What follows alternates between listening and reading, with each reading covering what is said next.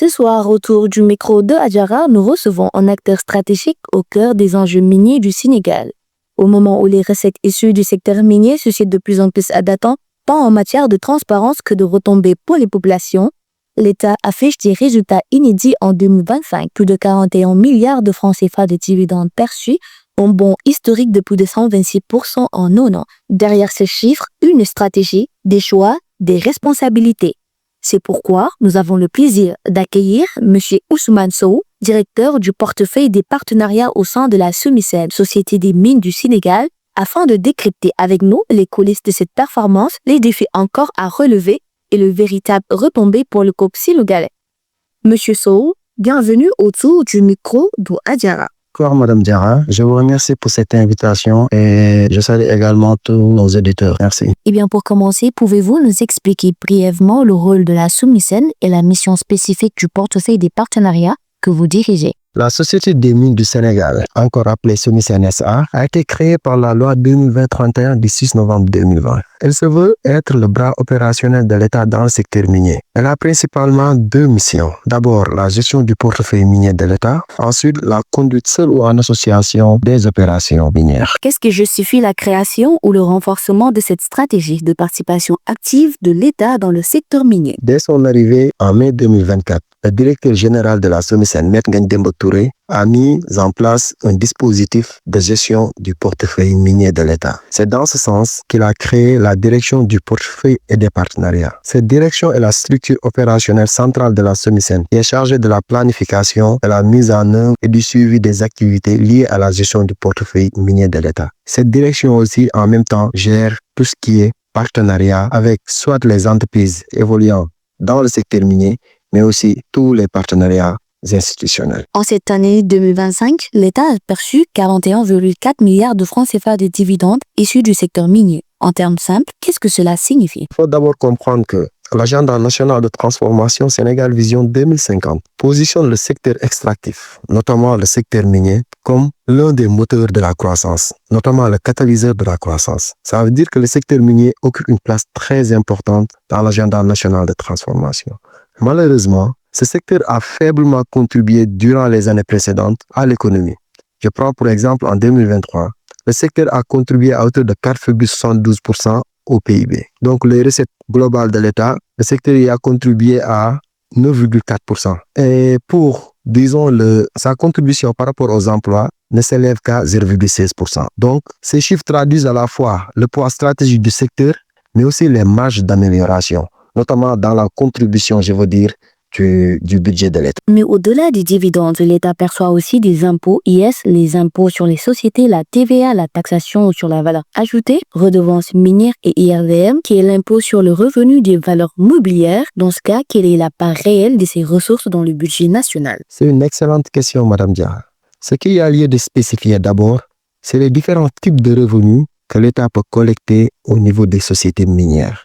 D'abord, il y a ce qu'on appelle les impôts directs et indirects, tels que l'impôt sur les sociétés, la taxe sur la valeur ajoutée ou encore les droits de douane. Ensuite, en deuxième lieu, il y a la redevance minière, donc qui est calculée sur la base de la valeur des produits extraits. Et en dernier lieu, et c'est ce qui nous intéresse nous, c'est les dividendes versés aux actionnaires des sociétés minières. Et derrière ces dividendes, en termes d'impôts, peuvent générer ce qu'on appelle l'impôt sur le revenu des valeurs mobilières, donc l'IRVM. Et c'est ce troisième niveau de collecte qui nous intéresse, notamment les dividendes. Ce qu'il faut comprendre en termes simples, c'est que l'État donne ce qu'on appelle des permis d'exploitation aux entreprises. À chaque fois que l'État donne un permis d'exploitation à une entreprise, l'État détient 10% de cette entreprise, ce qui veut dire que l'État est actionnaire. Donc, comme tout autre actionnaire, l'État peut prétendre au versement de dividendes à la fin de l'année lorsqu'il y a effectivement un résultat net positif. Les citoyens ont parfois le sentiment que les grandes compagnies minières échappent à une juste contribution.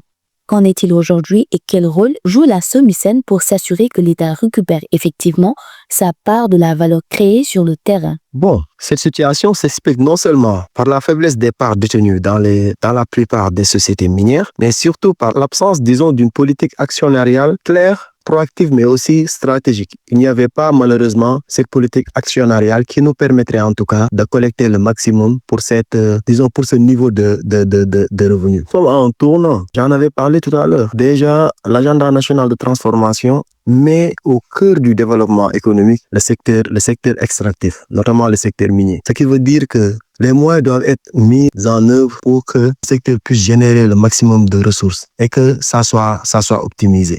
On parle souvent de la valorisation des participations de l'État dans le secteur minier. Que recouvre cette expression concrètement? Comment sont choisis les projets ou les sociétés dans lesquelles l'État décide de prendre des parts via la SOMISEN? Pour les leviers, Madame Diarra, disons qu'une stratégie vraiment a été déployée au sein de la SOMISEN. D'abord, on en remercie notre ministre de tutelle, M. Birame Souleye Diop, donc qui nous a permis en tout cas d'être présents systématiquement au niveau des conseils d'administration. Il faut noter qu'avant notre arrivée, la SOMISEN n'était pas représentée au niveau des conseils d'administration. Ensuite, il y a eu, dès notre arrivée, la réalisation d'une évaluation détaillée du portefeuille minier de l'État et ça nous a permis, disons, d'identifier les opportunités de valorisation de ces participations et en même temps de renforcer la visibilité sur les actifs détenus. Par la suite, il y a eu la saisine du ministre des Finances et des Budgets pour coordonner, en tout cas représenter l'État actionnaire. Donc, entre ce ministère, on le sait bien, qui détient le portefeuille de l'État, parce qu'il faut le noter aussi, le portefeuille est toujours entre les mains du ministère, qui en est le représentant légal. Mais aussi, bon, il y a le ministère, mais il y a la SOMISEN qui assure la gestion. Donc, il faut noter que le ministère gère tout ce qui est représentation légale, mais aussi le ministère des Finances et du Budget, bien évidemment, mais la SOMISEN gère la gestion du portefeuille, la gestion opérationnelle en tout cas du portefeuille. Et enfin, donc pour assurer vraiment la bonne gestion du portefeuille minier, disons une gestion optimale, il fallait mettre en œuvre en interne ce qu'on appelle le manuel de gestion du portefeuille minier. Donc, c'est-à-dire, ça nous permet en tout cas d'instituer un certain nombre de procédures pour les préparations au conseil d'administration, disons les assemblées générales, mais aussi adosser un calendrier bien établi, des fiches de position préparées, une représentation coordonnée, mais aussi des comptes rendus très réguliers. La perception des dividendes implique-t-elle une présence active dans la gouvernance des entreprises partenaires et est-ce qu'il y a des mécanismes de redistribution vers les communautés minières? Comme vous l'avez sans doute constaté, lorsque nous sommes venus, nous avons fait l'état des lieux du secteur et ça nous a permis en tout cas de voir que la situation était à améliorer. Ce que nous avons fait en mettant en œuvre une stratégie. Et certainement, vous avez vu le rapport, entre 2021 et 2024, la collecte sur les dividendes était de 18 milliards en moyenne. Et là, juste pour l'année 2025, après la mise en œuvre de notre stratégie, la collecte est passée à 41 milliards, seulement concernant les dividendes.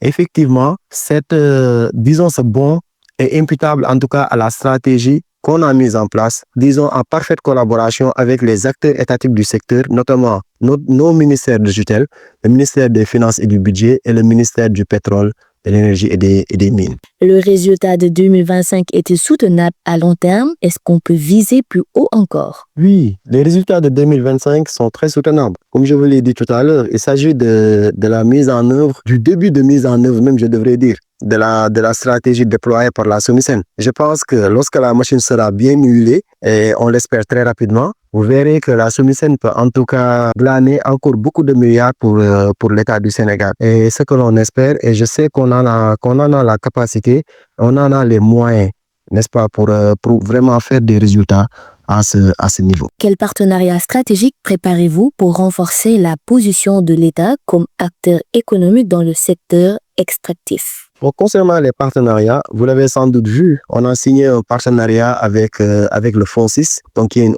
institution nationale, donc en vue en tout cas de collaborer sur la mise en œuvre du comptoir national et de la raffinerie, qui est un projet que notre ministère de tutelle nous a confié au niveau de la SOMISEN. Mais aussi, bon, on a fait des visites de benchmark dans les pays de la sous-région, notamment en Guinée. Et nous avons eu des partenariats stratégiques avec les entreprises minières nationales, notamment la Sogipami. Il y a aussi l'ANARPAM de la Mauritanie, avec qui on a fait une visite de benchmark aussi, et puis on a pu paraffer un accord de partenariat. Donc pour vous dire que au-delà même du Sénégal, la SOMISEN entend en tout cas s'exporter dans la sous-région, entend mettre en œuvre des stratégies qui, disons, entre pays producteurs dans le secteur minier, qu'on puisse vraiment collaborer et puis qu'on puisse tirer le meilleur de nos ressources. Enfin, que répondiez-vous à ceux qui estiment que l'État doit aller plus loin en contrôlant davantage les multinationales? Oui, effectivement. En fait, actuellement, c'est bien beau de tirer des dividendes parce que malheureusement, c'est là que nous en sommes. On va essayer de tirer au maximum les dividendes, mais en réalité, il faut que l'État aille plus loin. Il faut que sa société nationale, qui est la SOMISEN, puisse en tout cas générer davantage de revenus, notamment en exerçant sa mission de conduite d'opérations minières. Il faut que la SOMISEN puisse avoir en tout cas les ressources nécessaires pour pouvoir conduire des opérations minières, notamment dans le phosphate, notamment dans l'or, ainsi de suite. Nous avons des projets très ambitieux et nous n'avons besoin que d'accompagnement des autorités comme ils le font actuellement.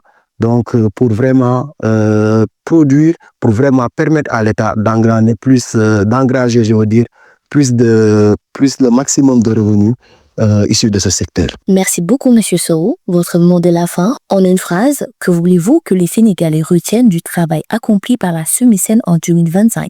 Bon, le mot de la fin, déjà, d'abord, les Sénégalais commencent à connaître la SOMISEN depuis l'arrivée de notre directeur général, Ngagne Demba Touré. Et puis actuellement, ce qu'il faut juste que les Sénégalais puissent comprendre, c'est que la SOMISEN est le bras opérationnel de l'État dans ce secteur.